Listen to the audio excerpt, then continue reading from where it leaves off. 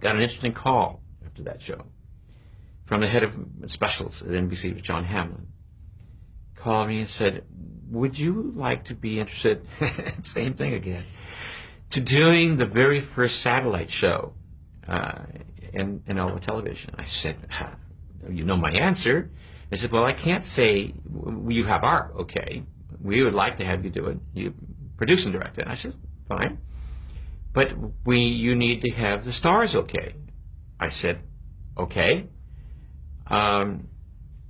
Who is it? Wouldn't tell me. He said, you got to go look. He's performing in Santa Monica on stage. Oh, really?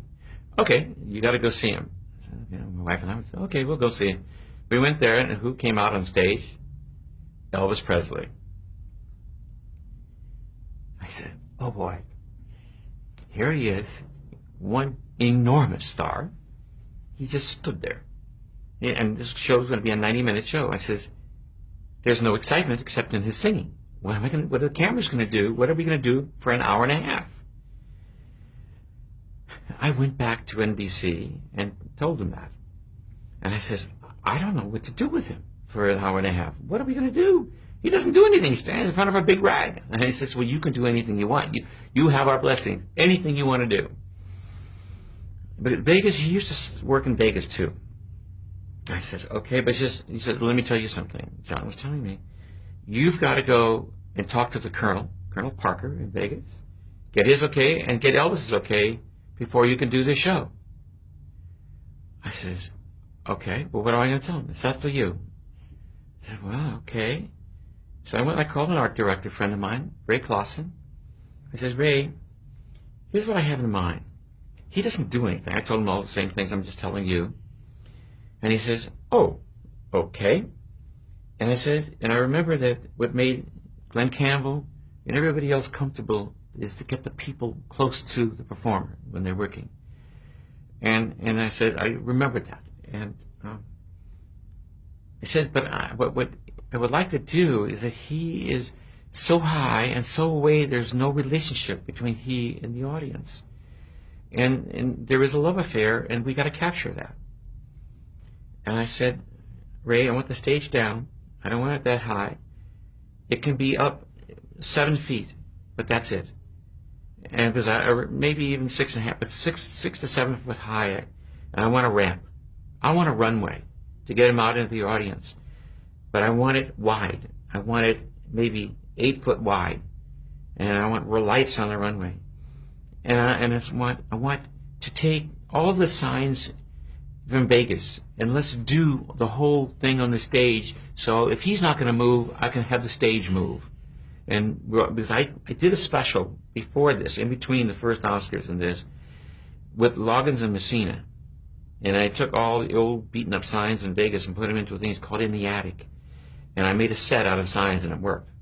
And I said, well now, those are just garbage. It's casino and, roulette and stuff like that. But I said, let's take his name, the name Elvis, and make it in all the different fonts of the world, in Chinese, in Arabic, and everything, and we do it as Elvis, all over the place, and so that, and neons, and light bulbs, and everything, so it's alive, it lives.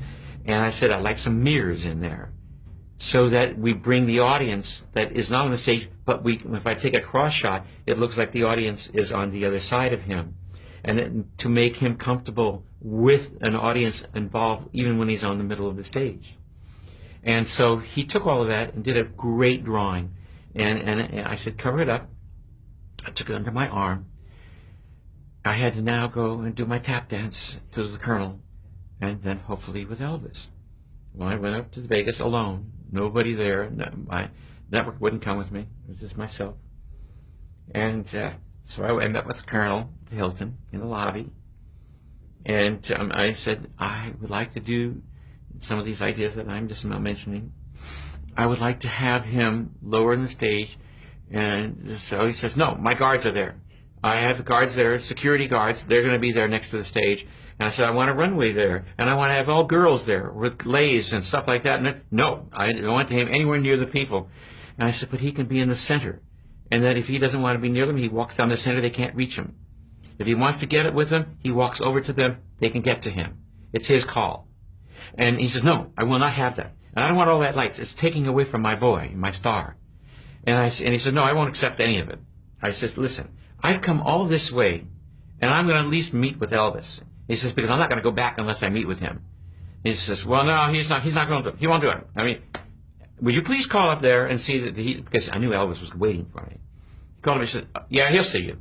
So he sent 2 goons down. And so they came and took me up the elevator. We went upstairs to the 31st floor, whatever it is, empty.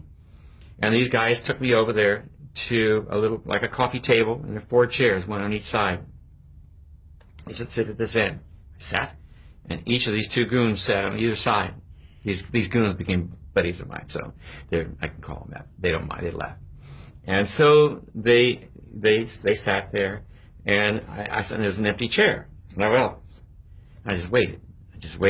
And I waited. I was getting nervous. I was really nervous. I didn't know what to do. Because I said, this is the first satellite show. I don't want to goof this. I want to be able to try to do this. But I got to get my foot in the door for this. And so Elvis comes in. He has shades this big, a big feathered hat, and a big coat on. And came in and sat down, didn't say a word. Like that, and sat down. I says, oh my God, I'm on. Well, here it goes for broke. Here I go. I started to look at the guy, and I said, Elvis, hi, I'm Marty Pacetta. NBC has asked me to, with your approval, to produce and direct this show. The first satellite show. They're going to be seen by millions of people. And here I am to talk creatively with you to see if you agree with me. And still no reaction from anybody. And I said, I went to see you per NBC's request in Santa Monica. I saw you on stage, and you stood there and you did a performance. Your music is outstanding. But let me tell you something. You weren't exciting. It was boring, and I don't know what I want to do with you for an hour and a half, but I have an idea. At that time, he sat up stiff. And as I was taking out the drawing, the 2 guys took out silver-plated guns and put them on the table. And if you don't think I was inhibited, you're crazy, because I was shaking in my boots. I opened up the drawing and showed Elvis. And I said, Elvis, here's what I want to do. I want to do this because here it's going to be exciting. It's never been done. It's your name and all the different languages that's going to be seeing this show. They're going to know who you are because it's up there. And I have this runway. I want this down because I don't want any goons out there. I don't want any guards out there. I want girls, and I want them with the flower lace. And you have a runway. You can come down the center, or you can go over to the girls and so forth. And I want those girls to relate to you, and you relate to the girls. That's where the magic is going to be. And you look great up there, and you've got to lose weight. And he jumped up, and I said, if you did all this, we're going to have a good show. He jumped up, threw his hat away, took the glasses off, and left his coat, ran over to me, grabbed me, hugged me, and he says, you're the first person who's been honest with me. And he says, I would lose weight. He lost 25 pounds. We became lasting friends till the day he died. True story. And just to follow up, did his creativity or input continue up until the shooting of the special? Or Elvis, and I told Elvis about the Colonel saying no, and he says, don't worry about it. He does the business side, I am the creative side. And I found out that they really didn't have much communications between the two of them. It went through Joe Esposito. Elvis would talk to Joe, Joe would tell the Colonel, and vice versa. That's how it happened. But anything creative, it was between Elvis and myself. And he loved it. He loved everything. He would work on the music and what he wanted to do musically, and then everything else was me.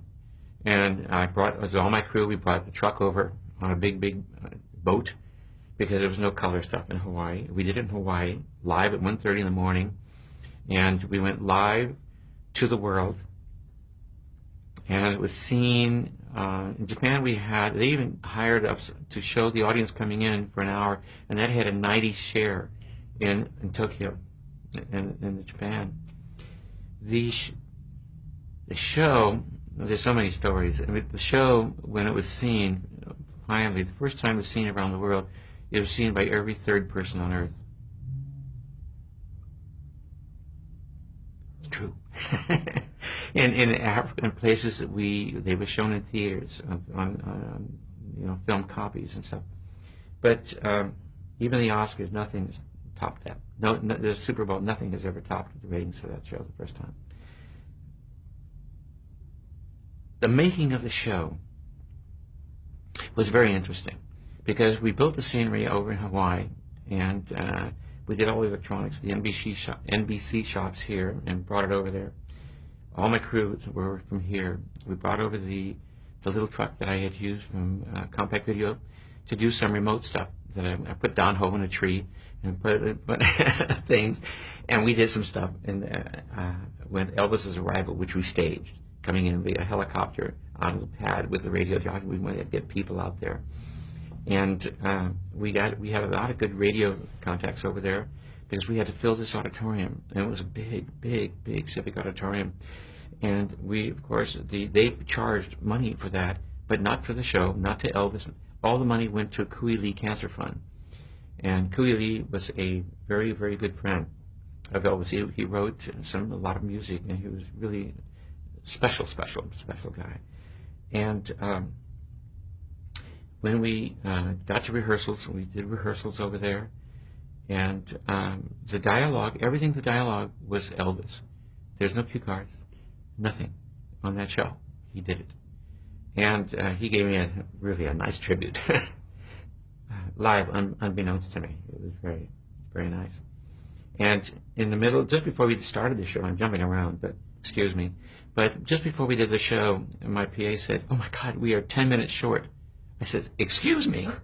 This is a hell of a time to tell me we're 10 minutes short. We're supposed to go out live to the world." And I went running out the door. I said, I got to get to Elvis. I went out the door. Went running down the stairs, went to the backstage. The guards saw me. They opened the door. They know where I was going. The guards at the door, his dressing room, they opened the door. "Elvis, Marty, what's going on?" I said, "Elvis, we're short by 10 minutes. He said, "Okay, do this, this, and this, and where are we going to do it?" "There, done. Let's go. See you." We did it. Perfect. He stayed afterwards. And on the stage, when we finished the show, the live show, he went running off the stage, and he went over and he saw my wife over in the sides, and he got a beeline to her, and he hugged her. He went running over there, and he said, "Who the hell is that?" And he hugged her. He says, "This is a great experience. Best thing I've ever done." So. But then he would stay, and we went on the runway after the place was empty. We had to do 6 more songs for the U.S. because we had to do a longer version for over here. And we did it with black, and I did a lot of remotes and stuff. We cut into multiple, the windows, I took that over there that we did from the Oscars on NBC.